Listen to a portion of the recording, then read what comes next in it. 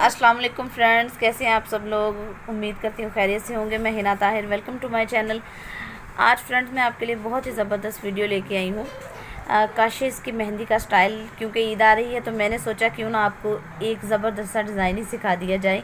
तो आप इंशाल्लाह इसको एंजॉय करेंगे और बहुत ज़्यादा पसंद भी करेंगे। आज हम आपको ये डिज़ाइन सिखाएंगे, ठीक है। बहुत ही सॉफ्ट और सिंपल सा डिज़ाइन है और बहुत ही प्यारा लगेगा, ठीक है इंशाल्लाह। तो स्टार्ट करते हैं वीडियो, लेकिन स्टार्ट करने से पहले please subscribe my channel, like and share और बेल के आइकन को लाजमी दबा दीजिएगा ताकि आने वाली हर वीडियो सबसे पहले आपको मिले। So let's start video.